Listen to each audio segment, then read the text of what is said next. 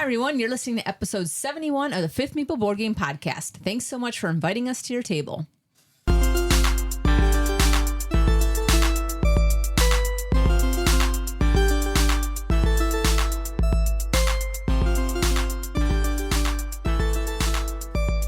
Hello, everyone, and welcome to another episode of the Fifth Meeple Board Game Podcast. We're a group of diverse friends who offer our takes on the latest and greatest board games to hit our table. I'm your host, Daniella, the Goofy Noob, and I'm joined today by the Collector. Hey, this is David. And the Intellectual Introvert. Hi, everyone. This is Chris. And last but not least, the Deluxeifier. Hello, it's Pete. All right, guys, today is the first day of our three-part series of episodes where we each count down the top 15 board games of all time. That's according to us. But before we get to our list, Chris, what's our topic of discussion for today? Well, recently I put a post out on Facebook asking everyone, sort of like we're talking about today, do you keep a top 10 list of your board games? And if so, how often do those board games change? And we've got a lot of responses. I thought I'd read some of them today, the ones that caught my eye. There were a lot of really good ones, and I can't cover them all. There were several responses from people who did keep a list and they updated it regularly. Mark says, yes, I keep a list of games I've played and rated, and with each new game, I compare it to the list. What is this new game better than? Where does it fit in my list from favorite to flop? And as a result, my top 10 changes rarely, but I did get a new number 4 last year, which was exciting. I asked him about that. What was his number 4? He said it was Brussels 1893. I don't know if any of you guys have played that. I have not, but I own it. Okay, well, it's Mark's number 4. Norman had a similar take. He said, hey, I keep a top 100 list of my board games. Sounds like you, David. And anytime I play something, I consider whether it will make that list. And then about twice a year, he reevaluates the entire list using Pub Meeple. And then this is the best part I liked about it, he readjusts his ratings in BGG based on those rankings. And so the top 10 in his list get a 10.0, the next 10 get a 9.75, the next 10 get a 9.5. And so BGG ratings that are actually reflective of how someone feels about the games and updated. Sounds like a lot of work. I do. I was just going to say, I think that's fascinating. Like 100, like for 15, for what we're going through, I was kind of like, moving the pieces and papers around as I was ranking them myself, but 100's intense. Yeah. I actually keep mine pretty close. When I do get a new game or I play a new game, I do rate it right away. Just like an initial rating, but it'll go up and down a little bit. But yeah, absolutely. My top games that we're going to talk about are, if you look at my list, you're going to see them up at the top. Cool. Now, Miguel also says he does the top 100 twice a year, August and January, so a little different time than Norman does. He says he's been doing that since 2018, but he's been playing weekly since 2004. That's awesome. Yeah, and then Danny chimed in and said he does it in January and July. Several folks replied that they see changes in their list, but not necessarily at the top. One example is Jacob. He said, my top 10 will change by 1 or 2 on occasion, but my top 3 hasn't changed for about 10 years. Wow. You guys see that kind of stability on your list? No. No? Not really. Not that stable, but my top 10 are pretty solid. Yeah. Now, Becca, on the other hand, said, my top 10 changes just about every day. One just shot up to my top 2 for now. That was Life on the Amazonia. And she did say it's on Tabletop Simulator if you want to check it out. And then Ray says, I have a separate top 10 list for each decade. So not much changing, as a decade is only made into a list at the end of it. So he waits till a decade's over and he makes a list. Wow. For that decade. Now, not everyone was on board the top 10 list train. Richard said, nope, I do have some favorite games, but I would not have an idea what such a list would be good for. One of the things we're good for is doing podcasts. So I can tell you that. And then Steve had a similar take. It was a bit less divisive than Richard's take. He said, nope, I just play whatever I'm in the mood for, and that changes after every game. I can I can get behind that. I think that's a little bit more how my lists were made. Yeah. And then finally, here's a couple of my favorites here in the creative responses category. Nevin says, I have about 30 games in my top 10. More will enter, none will ever leave. Oh, so it'll grow 30 maybe to 40. Yeah, okay. In his top 10. And then Abby, though, I think takes the prize. Responding on how often her top 10 list changes, she says, about as often as I change my underwear. Now, unfortunately, I don't know. I don't know Abby. Yeah, is that good or bad? Exactly. I don't know her, so I don't know if that means her list changes all the time or like, hey, set my list and it never changes. Let's give her the benefit of the doubt on that one. Yeah, I guess so. She likes change. Well, somebody responded to that. Said, "Oh, I didn't know you wore." She said, "Well, just to answer this question, I put some on." So. That's great. All right. Well, those are awesome, Chris. And thanks everybody for just the engagement that we received on that. I know it's always helpful to our discussions, and we appreciate that. So we'd like to know, though, what all of you guys out there have to say. If there's more on this topic, maybe you can go and find that post from Chris and add your comments as well. You can also let us know by sending us an email at thefifthmeeple@gmail.com, or you can follow us on social media or check out our website at fifthmeeple.com. And if you really want to help us grow, please spread the word. Tell your friends about our podcast and leave a review on Apple Podcasts or wherever you may listen. All right, guys, enough about that. Let's get into our lists. Pete, we're going to start with you. First of all, what method did you use personally to rank your games? And then tell us what your number 15 is. Okay, well, this is a multi-layered process for doing it. First of all, every game that I play, I put into BG Stats, which gets synchronized into BGG for Board Game Geek. And in there, I do track them, as I mentioned before. Really, really great games. I rank them as a 10. I do follow the BGG Stats recommendation. So, things that I can take it or leave it are going to be like a number 5.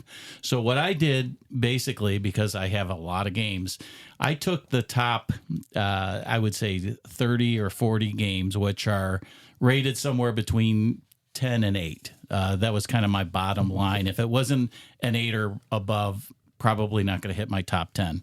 I will say that my top 10 may or may not all be ranked as a 10 on BGG, only because there's a little bit of factors. And I did some other massaging after I did use Pub Meeple to go through and kind of rank them head to head to get a good idea of which games I really would prefer to play over another. So that was kind of my second starting point. And then I did some minor adjustments. So with that being said, going to my number 15, I actually kept track of what I had last year. Coming in at 15, last year was number 11. So this one dropped a little bit, and it's My Father's Work. On BGG, it is ranked number 685. This was released in 2022. It does require an app. One of the reasons why I really like this game is it is super thematic. Dave doesn't like it because it resets in the middle of the game, and he just can't handle that. But it's a great game. The components are fantastic. Just one of my favorite games. I've only played it a handful of times, but this is one of those that makes my top 15 just because it is such a thematic and great game. So you said it's a thematic, but what is the theme? Well, it's a story-driven game. Okay. So basically, you go through your generations. It's kind of like you're a mad scientist. You're taking these pieces apart. You're going to the grave and robbing, components. It's pretty deep. So good game. I really enjoy it. I've never played it. Yeah. How long does the game normally take to play? The game actually goes pretty good. It does require an app. That's what makes it so long, because it does go through some storylines. And one of the things in the app is, as you make a decision, I might have the app and I get the app and I pick what my choice is. Nobody else knows what it is. And that'll change how the game plays out. So as you go from generation to generation, the maps are going to change, and you just kind of follow that story. So as you're playing the game, this story is unfolding, and based upon the decisions that you make. So it's not just flipping over a card. It's really kind of ingrained in what your answers are, decisions that you and other people make. So like 4 hours or 2 hours? Probably 3 to 4 hours. Okay. It's a longer game. It's a longer game, but I would mark this one as it's more of a event than it is just playing a straight up game. Gotcha. Yeah, it's a theme that speaks to me. I like that concept of the thing. I would love to try that sometime. The 3 hours scares me a little bit, just because if BGG says it's 3, we tend to be slow players, and that probably means 4 plus. Won't be that bad. Trust me. All right. Thanks, Pete. David, why don't you give us your method of how you ranked your top 15, and then tell us your number 15. Yeah, so kind of just like Pete, I keep track of all my plays on the BG Stats app, and unlike them, I don't really use BGG as much. Instead, I use old school Excel spreadsheet, and so basically I just go on there and I update basically every game that I play every month, I just file it into an Excel sheet that I have. And then I ask myself, how well did I like this game? So I rate it on a 1 to 10 base scale. So I might give a game an 8, then I'll filter through that and all my 8s will pop up, and then I'll actually rank it in between all those 8s, up or down. So a lot of times my games will have like an 8.011, so it'll just be barely above another 8, and that's kind of how I'll rank my games.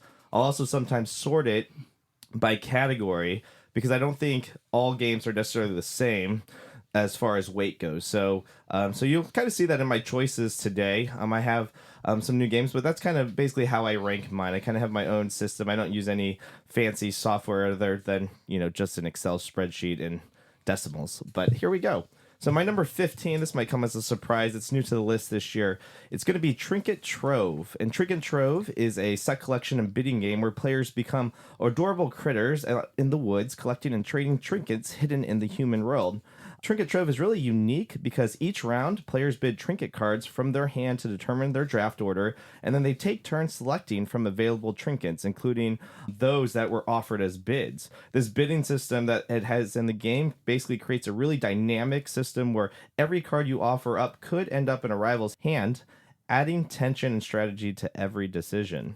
Because basically these trinket cards you're using not only as set collection cards, but you're using them as the currency in the game to actually bid on, which I think makes it really cool. But it's a really cozy game. The game plays in about 20 to 30 minutes, which is the reason why I like it. When I look at games that are in that time frame, and normally that's how I evaluate a game, is saying, in this time frame, if it's only 20 minutes, what game do I want to play that's a 20-minute game? And that's why this game makes my list. So it might be a surprise pick, but it makes up there because out of all the games that I have right now that are very short, that I just want to get to the table for a filler game, this one is taking the cake.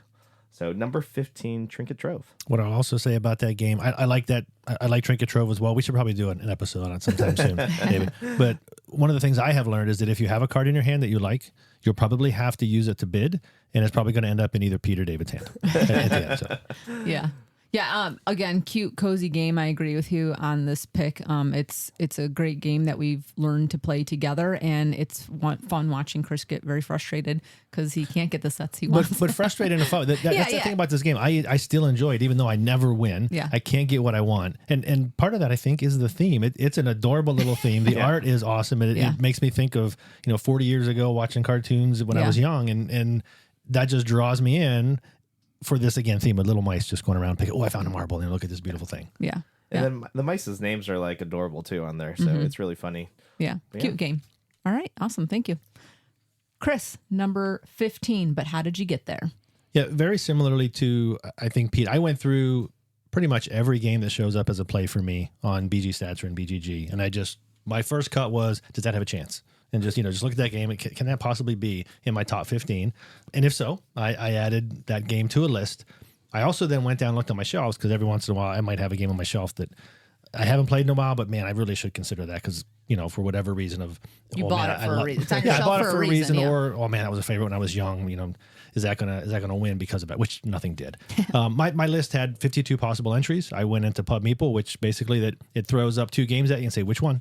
And you have to pick. And sometimes they're straightforward, right? Okay, Lost Ruins versus Dune. Okay, I can compare those. But sometimes, how about this Trick Taker versus this 6-hour Behemoth? And those are a little harder. But again, I just look and say, hey, which one do I feel like, that's a better game. I enjoy that more. That has more meaning to me. One of the things that I did consider this year pretty strongly was whether or not I was getting the game to the table, either at home or somewhere else. And honestly, if I looked at something and said, I think I really like that game, but I haven't played it this year, then I have a hard time putting it on my top 15 if it's not at least calling to me once throughout the year to say, okay, you got to get this game played. And so there were some games that fell out of my list this year because if I'm not playing them, I can't claim that that's our top 15. So I went through that Pub Meeple process. When it was all said and done, my number 15 board game of all time was one that was not on my list last year, and in fact, I had not played it yet. Until this year. This is Baseball Highlights 2045. It's designed by Mike Fitzgerald and published by Eagle Griffin Games. It's a deck builder that is really, really well themed around baseball. It gives you the feel of going through a series of baseball games, improving your team along the way, without the slog of having to simulate every single pitch or every single batter. It's really well done that way. My family is a baseball family, so that certainly helps here, but both my son, who's a more heavy gamer, and my wife, who's not a gamer, will play this with me. They have played it and said, yeah, we're going to play that again. So that's a winner in my book. I have the new Bases Loaded edition, so I have all the expansions to keep me entertained as well. This is ranked 679 overall on BGG. I understand it's a little bit niche because of the theme, I think, but if you give it a shot, I think you'll see the mechanics are really, really solid. Baseball Highlights 2045, my number 15 top game of all time. Is that a card game or is it actually a full built out game, like with a? I mean, there's a board board where you put things, but basically the only other pieces are to keep track of runs, keep track of how many games you won. It's pretty pure deck builder. You're moving some pieces on bases, so you got to keep track of that. That's where it's beyond cards, but for the most part, it's those cards and what you're able to do with them. Is this a two-player only game, or can you play more than two? It's 2-player game. They say you can play 4, but it's basically 2 people playing at the same time and then 2 other people playing at the same time. They give you enough boards and enough cards to where 2 people can play at the same time. The base game has 4 base teams in it, so again, 4 people could be playing, but it's 1v1, and then I think they give you some, play this, and then those winners go against each other and things like that. But it's basically a 2-player game with enough stuff to have 2-player games at the same time. Okay. I think it's good that made your list, though, because I think you'll see as we start to delve more into our lists, the theme is important to people. And for people who like baseball, I think it's a good pick. Yeah, if it was a different theme, I may not enjoy it so much. But again, they just really handle well the defense versus the offense. And again, batters versus pitchers, things like that. Yeah. All right. Well, I kind of did a similar take on what David did. I actually went back to our full game list since 2023. And then I looked at every single game. I kind of went through the same kind of thing that you did, Chris, or what you guys did through Pub Meeple, going looking at a bunch of sets of games and going, no, absolutely not. Yeah, I like that game. And then went down through them all. I was surprised that my initial list was like probably, I don't know, maybe 40 games. And then I was like, how am I supposed to get 15? And then, so I kept going down and kept just refining and kind of did it like in a bracket thing. So to fill that all out. But yeah, I did old fashioned Excel as well. Nice. How I was using it. So that's what I did. So for me, I kind of chose games too that I thought I played multiple times, and that most of these games you guys will all have heard of because they are from our podcast, and this is my main gaming group. I don't game really outside of what we do here. So, so you'll probably hear a lot of these. But oddly enough, number 15, which I think is going to be a funny choice. We haven't talked about this yet, but it's going to be Shadows over Camelot. Okay. And nice. so designer Bruno Cathala and Serge Leggett, I hope I said that right.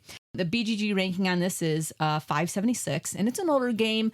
We all were loyal knights, kind of trying to go out and protect Camelot, and we were off doing different adventures, and it was more of a co-op game that we did. And I really, really enjoy co-op games. I know we've played a couple that have been a little bit awful, but I'm hoping the group gets more to the table. For me, this came in at number 15, and it could be bumped off in the next week or two or however long we go with this. But I just thought the interaction of what we were playing was so good that I was like, this game has to be on here for me so we can play this again, because we were working together. There were interactions. There was just us all looking at each other like suspect of, oh, you're the traitor. There's a traitor aspect to this game where you don't know who the traitor is. They're potentially working against you and trying to sabotage your goals and the things that you're trying to do to get the game to advance. But it was just one of those games that it was just interesting. And overall, I enjoyed the group camaraderie tenfold on this game. So that was my number 15. I was so excited to get this game to the table, and it did not disappoint me. Yeah. I know Chris was over there kind of throwing all that suspicion on me. He wasn't sure what I was doing. You guys know, listening to this podcast, I play things wildly to begin with. So I'm suspect to begin with, even before the game starts, even before I get my card. But I agree. I love the interaction. And the game actually had some very good mechanics. There was that push and pull, and you didn't know which way it went. And I think the game ramped very well, because as you would complete one thing, then all of a sudden the game got harder, and just super enjoyable. We need to play this more often. I'd love to play it with more people. And one day I hope to be The traitor. the traitor. Yes.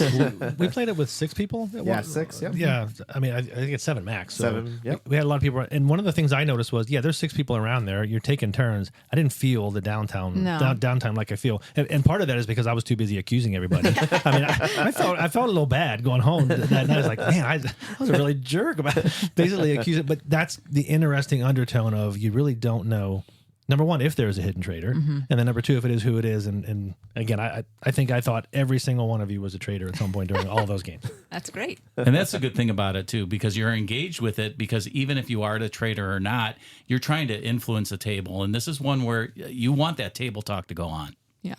All right. Great. All right, Pete, number 14. Good choice. That was great, Daniela. Okay, You're my welcome. my number 14 this year was 9 last year. Kind of common theme, things falling off the list. And again, this is another one that I think it's just because of lack of plays. So my number 14 is Coloma. One of my, again, favorite games. Any of these games that I'm talking about, I will play anytime if we get them to the table. So it was kind of hard ranking them. But this one fell a little bit for me just because it hasn't been getting to the table much. But it's a 6-player game. And one of the nice things about this game, and as I was going through my list, I found that most of my games have some kind of unique theme or mechanic. So I don't have a lot of overlapping. This one really kind of shines a little bit because it has that simultaneously action selection. There is 6 actions that you can choose from this wheel.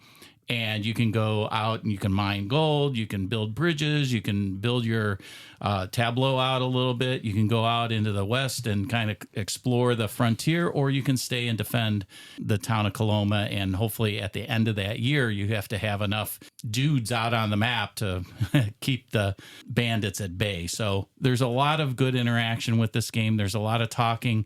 And the biggest thing with this game is we may pick the same action. And if you do, that's kind of a bust, so you don't get as much of that action. So there's like a boon bust action. I was a little bit disappointed because there was an expansion out there in Kickstarter to actually improve this game a little bit. I was really excited about it, but Final Frontier has kind of fell off the face of the earth. So right now that expansion's in limbo, and I think that might be another reason why this one fell off. But this game, I think, is a little bit harder to get. If you can get it, I would highly recommend it. It's still great at the base game with what it does. I just really enjoy this one. It's easy to get to the table. People have fun. A great game. Love it. Yeah, I played this game with you, Pete. I do enjoy this game enough to pick it up. I think I picked it up this year for my collection. So yeah, definitely one that I will sit down and enjoy with you. Yeah, I think I played this 2 or 3 years ago with you at Prince of Peace, and I remember enjoying it when you taught it. So yeah, I'd like great. to get it again. Mhm. Yeah, great mechanics, great theme, and I really love the components. I do have the deluxe version, which has the poker chips. They're heavy duty poker chips. It's just a beautiful looking game, and that's always important to me. Great. David, 14. Yeah, so number 14, you guys all know I like a good deduction game, and number 14 is new to my list for this year. It's called Logic and Lore. It's actually a new game out in 2025. It's a head-to-head deduction game. I call it a cozy game. Again, it fits in that cozy category, just like Trinket Trove. But this game, you're going to basically have cards number 1 through 9. And your goal is you're going to shuffle your deck, and the other person's going to shuffle theirs, and you're going to deal them out randomly face down. And then every turn, you're going to hold up 2 cards so your other person you're playing against can see what those 2 cards are. They're going to go through a list of 4 questions. Are those 2 aligned? Is one greater than the other? Stuff like that. Basically, when they hit a question that they can answer, they're going to answer it correctly, and then they stop that list. And so you're going to get some information every time. But your goal is to get your cards in order from 1 to 9 before the other person does. So if, on the 1 square, if you do happen to have a 1 on it, you get to flip it over if the person tells you that. And now those are aligned, so you kind of know what those numbers are. So as the game goes on, you progressively get less and less numbers, hopefully, to guess with. But what makes this game always good is that you're always in this game, because no matter what happens on the start of your turn, you can always decide to go for it. And if you go for it, I don't know what the word is in the game necessarily, but if you go for it, you get to flip over all your cards. And if they're in the right order, you win. But if they're not in the right order, you lose. So there's always this timing aspect. Even if you feel like you're behind, the other person might rush because they think you might be answering. So there is this like a little bit of a bluffing, even if you don't know really what you're doing. But the game is really cool. It plays in about 20 minutes or less. I think most of my plays are 15 minutes. And it's that kind of deduction that you like, but it's not super brain burnery, but it's just the right amount. There's a couple different modes that you can play in this game, but I always recommend just playing it straight up the Starlight way. There's a Star Bright way, but I don't play that complicated way. I just play Starlight because it's enough complication kind of for what I'm looking for. But it's really awesome game. If you have a chance, check it out. Is the second player just answering questions for you about, like, you're showing them two of your cards and you're asking, okay, so you're not really playing against someone else. It's just, You're playing head to head. So I hold up my two, and then you have a deck in front of you, and then you hold up two on your turn. So you're trying to sort your cards 1 through 9 at the same time I'm sorting mine. So we each have separate decks. right. We're playing our own game.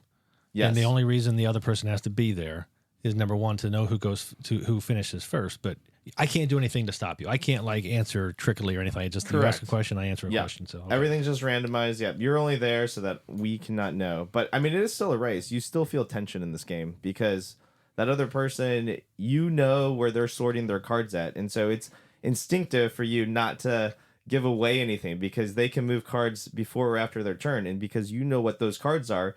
If if you have a really innocent face, or you see them moving something where they're not supposed to, or you see them moving it to where they should be, they could be reading you the whole time as well. So it has a little bit of a poker aspect as far as that goes. So you don't really want to give away a lot to your opponent when you play this. Sounds like Mastermind and Racco combined together.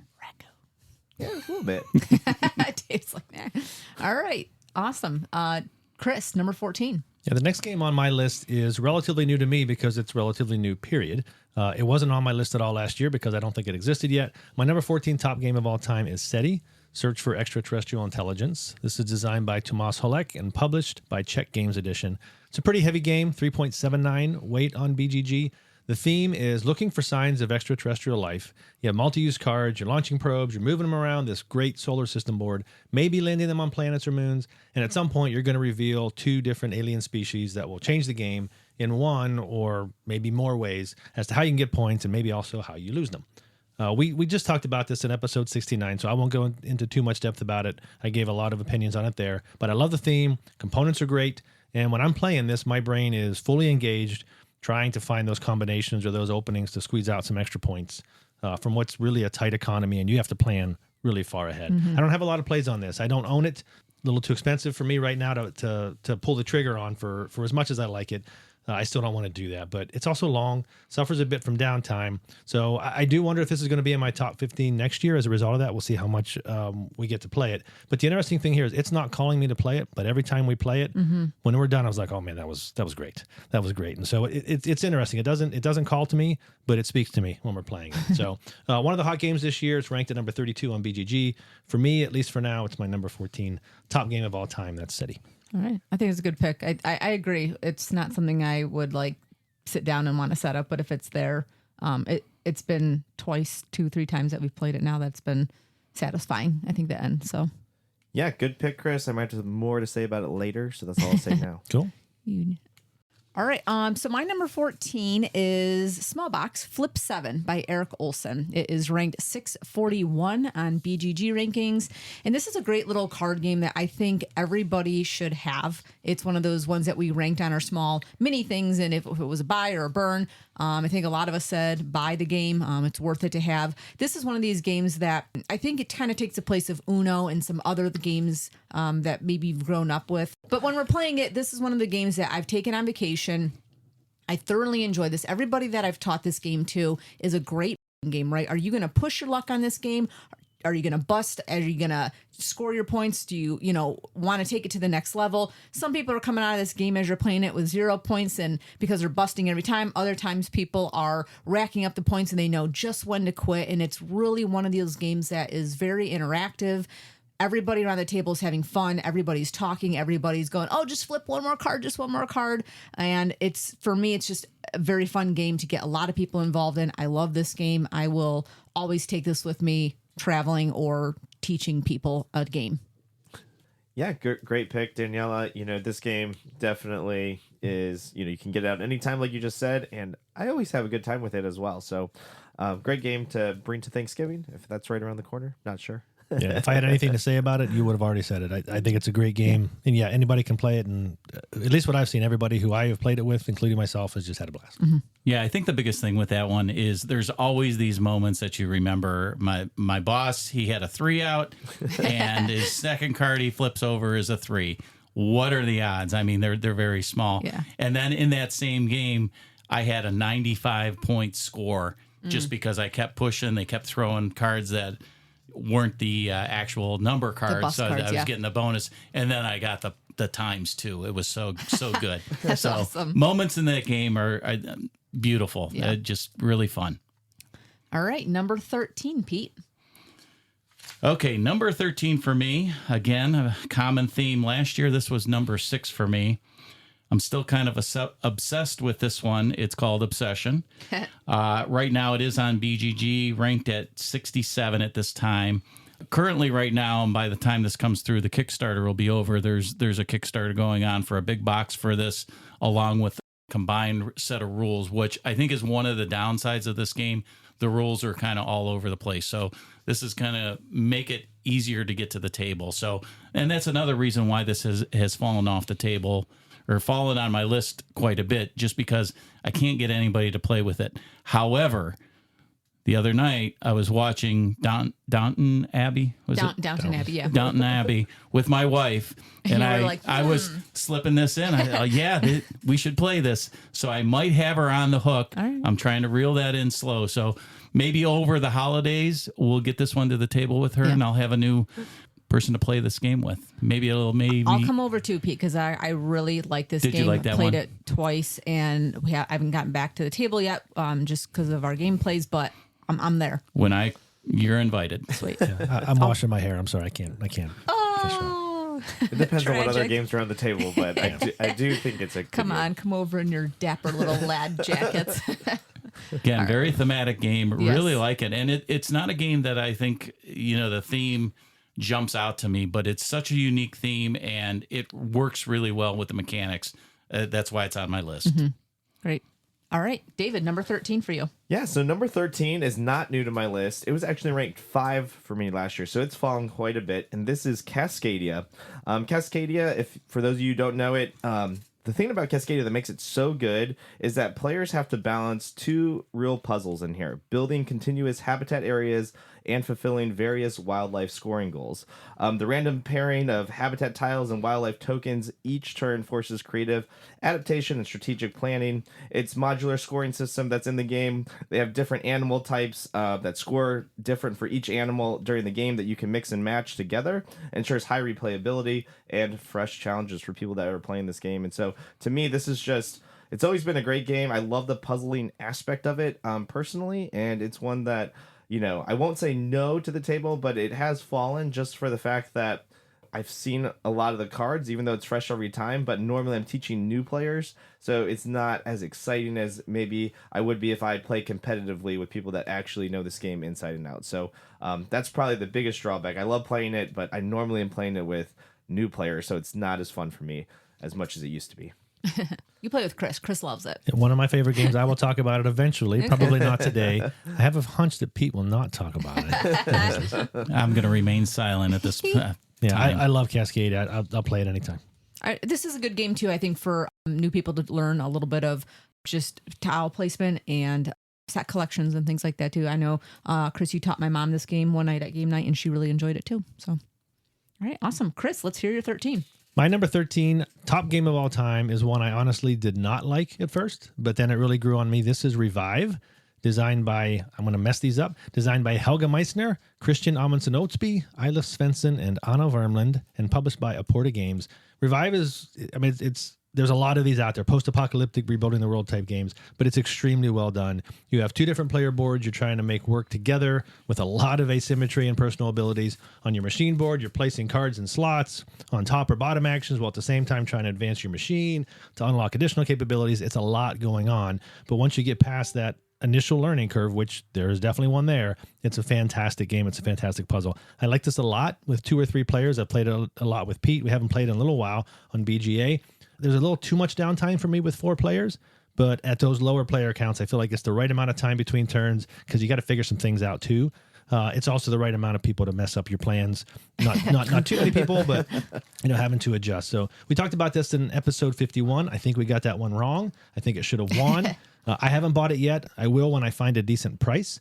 Although there was somebody selling it for $20 on the west side of Cleveland, and I did not drive out there. Chris. And I couldn't find time to drive out You there. could have told me. I could have head over there. So, I don't know. I keep looking to see if he reposted and he hasn't. So, miss on my part there. BGG has Revive at 90 overall, but it's got an 8.1 rating, so it's still rated pretty high. For me, it's my number 13 top game of all time. There is a lot to this game. I really like the personal player cards that you have in front of you and how you get that engine going, and you use the cards and you slot them and you're getting the resources from those cards. There is something though in this game that is a little too much, I think, for me, but I've enjoyed trying to figure out what that puzzle is. I think continuous plays would make it more illegible in my mind to try and eke out what that game is, but I can see why you like this game with the complexity that it has. Yeah, there's definitely a point when things start to click. When I first played this game, I was thinking there's no way, you're never going to be able to do all these things. And then unfortunately, Pete was the victim of when it all clicked for me. And I had a game where my machine was completely run and I had all my meeples out. And it was just like, I just went crazy. Yeah. And it was like, okay, it's now clicked for me. And that's why I say, okay, now I can deal with people messing up my plans and finding a way to adjust. Yeah, I like this on BGA. I don't know that I want to play this at the table much just because of the downtime. Yeah. On BGA, we can take turns. I can focus a little bit, come back to it, kind of strategize through it. I think trying to do that at the table is just a little too much pressure for me on trying to keep the game moving along. I think the sweet spot is 3 players. I think that's probably the best. So that's where I'm at on this one. I'm just glad you finally came around, Chris. That's all I have to say. Revive barely didn't make my list, but love that game. All right. For me, number 13 comes in with Castles of Mad King Ludwig by Ted Alspa.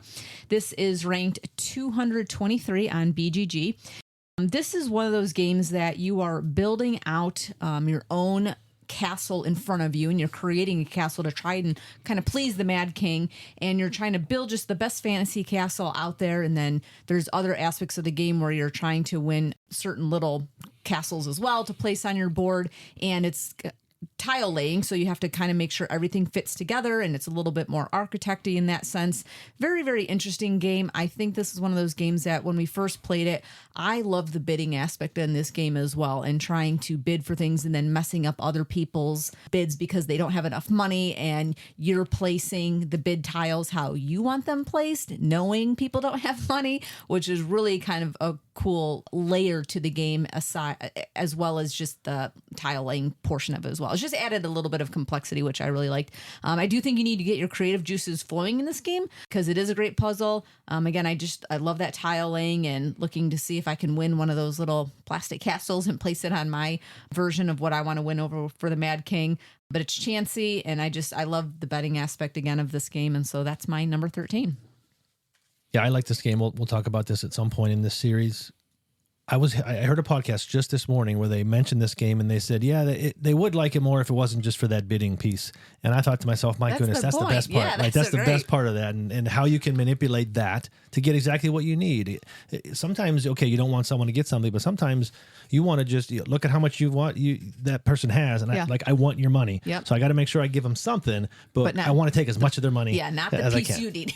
Yeah. Yeah, I love the interaction on this game. And the other thing that I really like, at the end of the game, whether you win or lose, looking at what you built is always satisfying. Whether it's a winning one or not, you just feel like you accomplished something at the end of the game.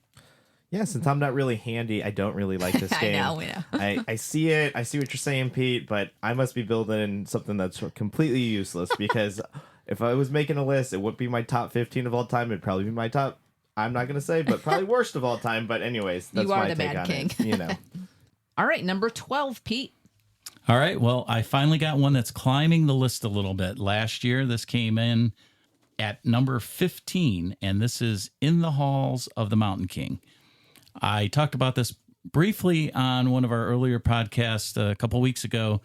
I really enjoy this game. It's got a unique tile placement, Tetris-y like, where you're trying to uncover these statues and move them into the center of the mountain to make them worth more points. And really that's part of the game. You're trying to manipulate the board a little bit. There's some little challenge for, space on the board. Not so much really intense, but you can get in each other's way. But the best thing about this game is the cascading resource gathering where you take these trolls and basically you make them like a pyramid. And every time you put a new troll out, you get more resources that those trolls can make. And every troll under it produces those resources, which in turn then you can use to dig more tunnels and get more resources. It's really a beautiful game on the table. It works really well. It's not really complicated with the rules. There's about 3 or 4 different main actions that you take, and then your turn's done. I really hope you guys can get this one to the table with me and play it. I think you guys will be pleasantly surprised. I know I brought it to church night a couple times, but I don't think you guys had the opportunity to play. I know you've talked about it, and I've looked up before. I just looked it up again, and it does look really nice on the table. So, yeah, I'm open to playing this, Pete. Yeah, it's a game that I still have not played, but I know you really like this game. So if it's climbing your list, it makes me more want to play it. So excellent. Awesome. All right. Number 12, David. Yeah, my number 12 is also not new to me, but it has fallen on my list. It used to be number 6 last year. It's coming in at number 12 this year, and this is Brass Birmingham. For those who don't know this game, Brass Birmingham is an economic strategy game set during the Industrial Revolution in Birmingham. Players compete to build industries, expand networks, and respond to changing market demands across the canal and rail eras. What makes Brass Birmingham so good is this 2-era structure in which some buildings stick around, others disappear, some networks disappear. You basically have to adapt to do this. What I like best about this game is that there's just a lot of different ways to victory, a lot of different paths. I like that you could take out loans. Any game that I could take out loans and kind of go backwards in points, I love doing. So this is just a really tight economic game, and I know it's ranked, I think, number 1 still on BGG as at the moment, and I think it deserves its spot there. Just for me, it's number 12 this year. Yeah, I have not played this for a while, which is why maybe you won't see it on my list at all. But if somebody says, hey, we're playing Brass, are you in? I'm in. Because I enjoy the heck out of that game. It just, for whatever reason, hasn't got to my table. I am out.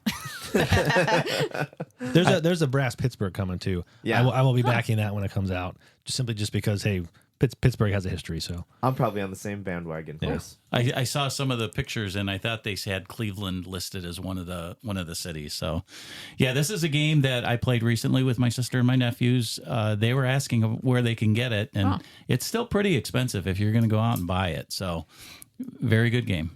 Is the Pittsburgh one the same? It's just a different theme? No, they're supposed to be I think maybe streamlined a little bit as well, but I haven't read much about it. It's not an expansion. It's the same game. It's not the same game. It's in the same family, but it's a different game. Oh, okay, gotcha. Yeah, actually, I think it's going to have a little bit more complexity in it. Number 12, Chris. Yeah, this game was actually in this exact same spot last year. I expected it to drop down until Pete invited me to play a game on Board Game Arena, and that reminded me just how much I enjoy it, and now it's finding its way back to my table. My number 12 top game of all time is Maracaibo, designed by Alexander Pfister and published by Capstone Games. I fell in love with this game pretty much as soon as we started playing it almost 2 years ago. Some of you that were here will remember that. It was New Year's Eve, and that game went on forever. But you've got this beautiful map, relatively free movement, multi-use cards, a lot of variability in the setup, multiple tracks you have to balance, and what I think is a pretty fun campaign that I'm not through yet. So I know there are newer versions of this that I hear streamline some things, but for now, I'm not looking for a different game experience with Maracaibo. I like the original the way it is. BGG has Maracaibo rated at 8.0. It's ranked at 82 overall, which it's actually dropped 20 spots since last year. It didn't drop on my list, though. Maracaibo, my number 12 top game of all time. This one's an excellent pick. I played it on BGA quite a bit when I was on vacation. Fantastic implementation on there, and really gives you that opportunity to kind of try out some different strategies, because there are quite a few that you can do. It's not just simply run around or try to get one particular item. I really like this game. I'll talk about it a little bit later too. Is this the one that took you guys a long time to play? The first game we played was almost 4 hours. Yes, Okay. it was we looked. It was like 3 a.m. We're like, oh my gosh, we got another round yet. Yeah, we went through New Year's Eve to New Year's morning, and then when we looked out, I think the sun might have been coming up when I was driving home. Yeah, good pick, Chris. Maracaibo, to me, I like it. I didn't love it, but I played the new one, Pirates of Maracaibo, and I like that one a lot more. So I think you should get that one to the table soon. All right, awesome. I'll play that if you shave off 2 hours. which means we're going to be a team. I guess. All right, my number 12.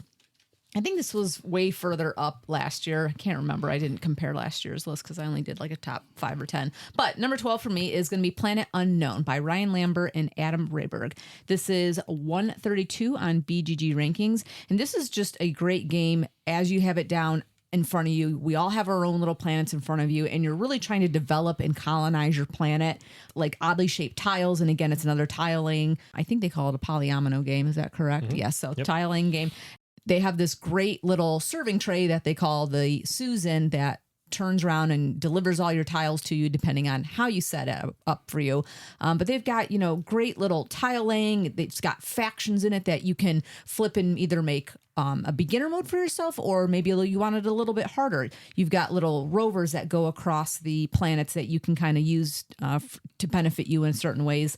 There are additional chances for scoring points, and the way that you kind of lay out your tiles at the end, do certain rows and columns fill up to be able to gather points and things like that. And really just the interaction again in this game is it's not outstanding, but it's a pretty good game because again, you could potentially mess up somebody who needs a certain tile to fill in a certain little area that they've been waiting round and round and round after for. But for me, it's really nice and clean on the table. It's, again, got a great little player mat for yourself and what you're building out and what you're trying to do. And I really enjoy this game for what it is. Yeah, I really like this game too, Daniela. In fact, the new version came in with a lid on it, which I haven't even opened up yet. And it also has the Supermoon expansion, which I was really intrigued to get that to the table. I just haven't had time, but it's something that I definitely want to do to see what it adds to that game. Nice. And when I look at the games that I've actually logged my plays of, this is number 3 on my entire list. I have played it 176 times. Well, online. Mostly online. Yeah, okay. I think I played it one time online with you. Maybe not. I don't remember if I play this with my brother every once in a while. We'll play it. It was one of the first things that we played together on Board Game Arena. But the solo mode, I would not recommend the solo mode necessarily on your table because there's a lot of calculating and how do I know if I won. But I just love the little puzzle, and it does the calculating for you on Board Game Arena. So that's why I played a lot. All right. Number 11, Pete. All right. Well, number 11 last year, another one that's fallen a little bit, but I think you guys all agree it's still a great game. This one is actually 13 years old. It is Lords of Waterdeep. It's just outside the top 100 right now. I think it's sitting at 101. I just enjoy this action selection, order fulfillment, and these games are always close. And if you throw in the expansions or the extra options that you have, the skull port and the other areas, especially if you need to play 6 players, this game is just fantastic. I know, Daniella, we talked about it one of the first few times we were playing it. Everybody's standing up around the table. Everybody's engaged, even when it's not your turn. Just a really great game. I'll play this anytime it's out on the table. Yeah, I'm actually going to jump the table here because this is my number 11.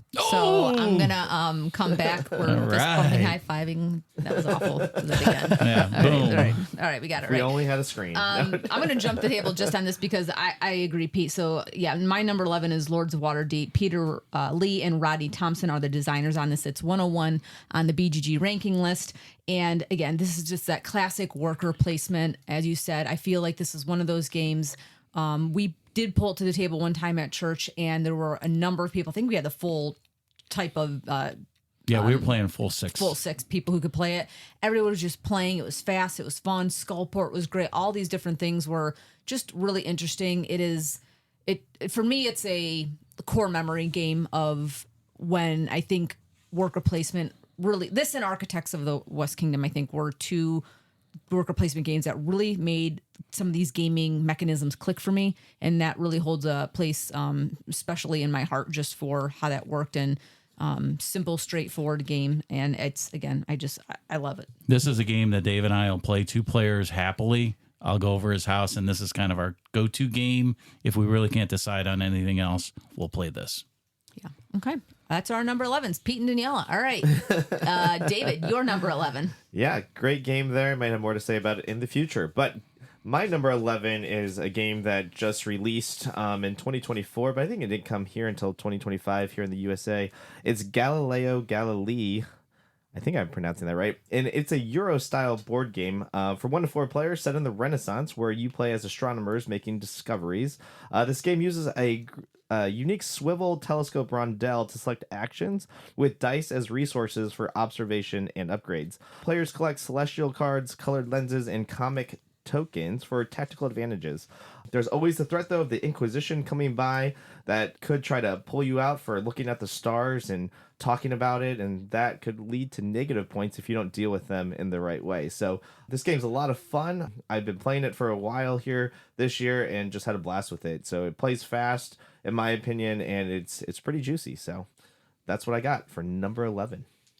I haven't had a chance to play this yet, but I'm interested. It's certainly, again, in the theme of what I would be interested in doing, and I know it's been relatively popular, so I'll give it a shot, but I can't really comment on it because I haven't seen it. At the time we're recording this, though, there is a comet in the sky the next several days, so be aware of that. Oh, okay. Nice. Text us. This is actually by the same guy who designed SETI as well. Yep. So, yeah. All right, Chris, round out our number 11 here. Yeah, the last game on my list today is a new one, and I'm guessing that if we manage to play it more often, it would be even higher on my list. Maybe we'll hear about it from other folks later on. I don't know. My number 11 top game of all time is Endeavor Deep Sea, designed by Carl DeVisser and Jarrett Gray, and published by Burnt Island Games. We recently talked about this game in episode 65. Over the course of 6 rounds, you're creating the playing surface, you're building out the depths of the ocean to be explored, and increasing your crew that give you various abilities you can tap through, and an action retrieval system, right? It's obviously the latest in the Endeavor series. It's the best one I've played so far. David and I played this for the first time at Origins earlier this year. It's been great. Every time I manage to play, the escalation as the game progresses, I think it's excellent. It's different, very different every time you play it. And I'll also say that as the 5th meeple, this is a game that shines at higher player counts. I only wish we could get more plays and get it to our table and experience it more. BGG has Endeavor Deep Sea at 144 overall. It's got an 8.2 rating. I'm surprised it's not higher. Maybe it will be over time. I have it much higher. Endeavor Deep Sea, my number 11 top game of all time. Great choice, Chris. I actually played this game last night. One of my friends was up here from Virginia, Jira. We played it 2 players. It does lose something at 2, but it is still fun to play. He had a good time with it, but yeah, really good game. I may have more to say about this in the future. You will have more in another episode coming up. Again, great choice, Chris. Not sure you're going to hear much from me on that. So, no, I did enjoy this game. It's just, It's just it like the wasn't game. for me. Yeah, you're over in the corner somewhere. Yeah, we're all huddled around. I'm just together. all by myself on this game. Maybe if you guys play nice with me, I'll like it a little bit better. Well, folks, that brings us to the end of this episode of the 5th Meeple Board Game Podcast. We'll be dropping part 2 of this series next week, where we get into our top 10 board games of all time. While you're waiting for that episode, we'd love it if you leave us a review on Apple Podcasts or wherever you listen, or send us an email at thefifthmeeple@gmail.com, or hit us up on social media. We hope you enjoyed the show today. Thank you so much for listening, and until next time, may every day be one of your best days. Goodbye, everyone. Bye-bye. Goodbye, everybody. Adios, amigos.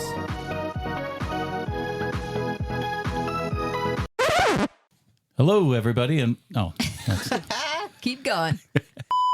12. Round out our episode here. Number 11. Why did you say 12? What did I say? 12. Oh, let me read that. Just say why you like it. Yeah, well, I like it. And if I keep saying I'm going to punch myself in the face. Sorry for whoever's editing this. And